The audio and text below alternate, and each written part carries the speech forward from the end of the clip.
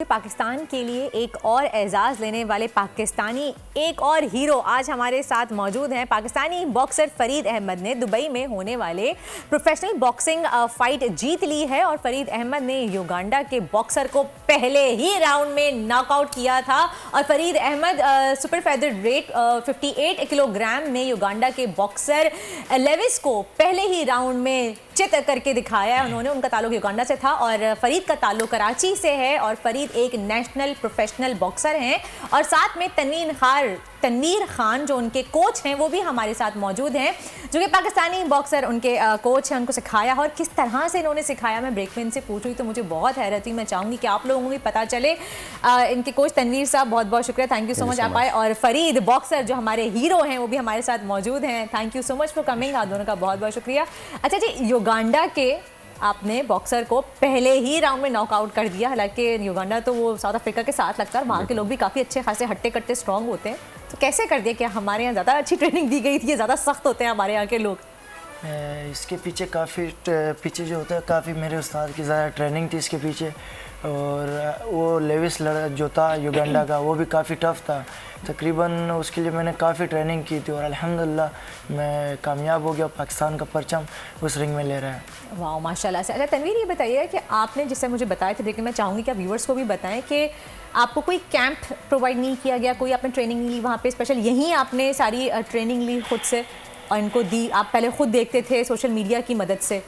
जी अल्हम्दुलिल्लाह मैंने काफ़ी कोशिश की है इनकी बार कैंप लगाने के लिए। इसके साथ साथ मेरे और भी स्टूडेंट्स हैं जो प्रोफेशनल बॉक्सर है, इकराश नाम है उनका और अब्दुल्ला है, लेकिन हुकूमती सरपरस्ती ना होने की वजह से और फाइनेंशियल सपोर्ट ना होने की वजह से स्पॉन्सर के लिए भी काफ़ी मैंने कोशिशें की। आपने अपील की थी? जी बिल्कुल की है, लेकिन वहाँ से कोई रिस्पॉन्स नहीं आया। और फिर बस अपनी मदद आप ही हम लोग लगे रहे और पूरी ट्रेनिंग इनकी यहीं हुई है।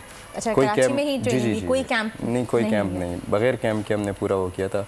और जो लेविस के साथ फ़ाइट थी तो उसकी मैंने काफ़ी सोशल मीडिया से उनकी फ़ाइट्स निकाली और उसकी जो मिस्टेक्स हैं, गलतियां हैं, वो निकालने की कोशिश की और फिर उसी के ऊपर वर्क किया।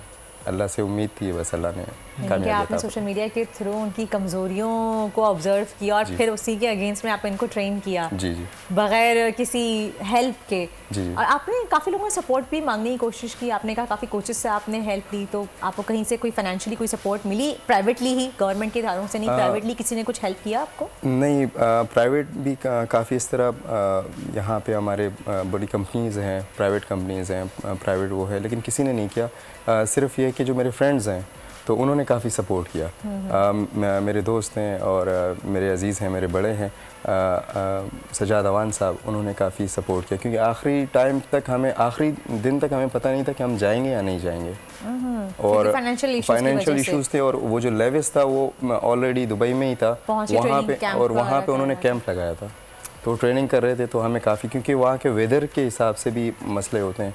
तो जब मैं ख़ुद खेलता था तो हम लोग कहीं दूसरी सिटी जाते थे, दूसरे शहर जाते थे, तो पहले जाते थे ताकि उसके वेदर में हम लोग जो है ना आदी हो जाए, एडजस्ट हो जाए। आप जाते हैं तो आपको कोई मौसमी तब्दीलियाँ की वजह से आपकी बॉडी में भी चेंजेस आते हैं, फिर आपको डाइट अपनी उस हिसाब से चेंज करनी पड़ती है।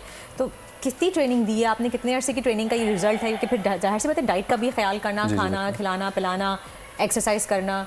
हाँ, बाकी जो मेरे स्टूडेंट्स हैं वो काफ़ी मेरे लिए इजी है, लेकिन ये शरारती बहुत है फरीद। हाँ, बहुत क्योंकि डाइट फॉलो नहीं करता तो इसके ऊपर खुसूसी नज़र होती है।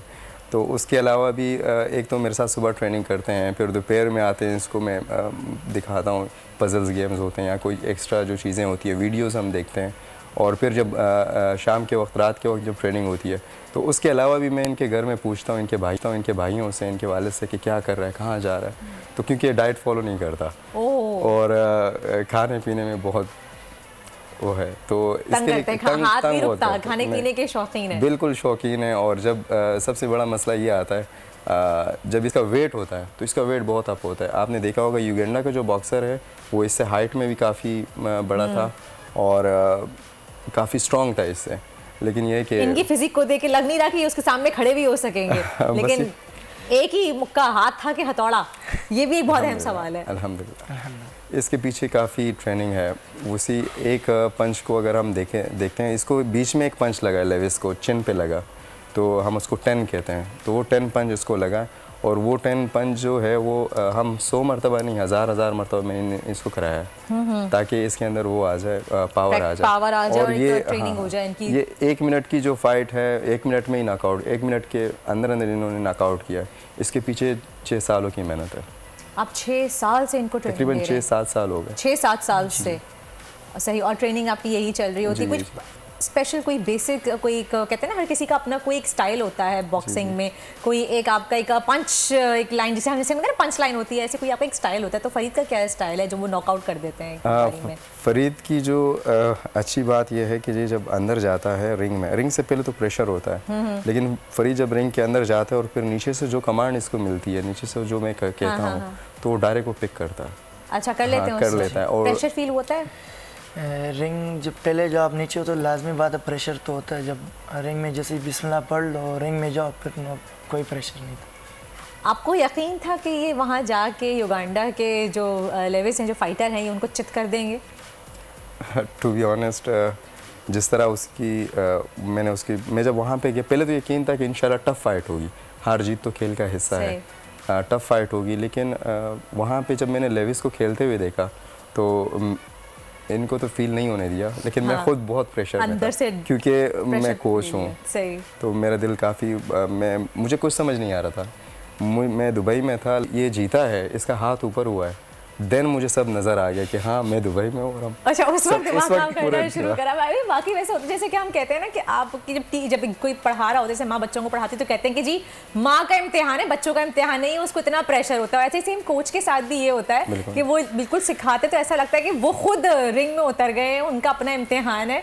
जो फाइटर है उसका तो फिर भी इम्तिहान नहीं है, पहले कोच खुद अपने ऊपर जो है वो इतनी रिस्पॉन्सिबिलिटी और टेंशन और डिप्रेशन ले लेते हैं। खूने नाहक बहुत पी चुकी ये जमीन, अब कोई दिन में ये खून उगलने को है।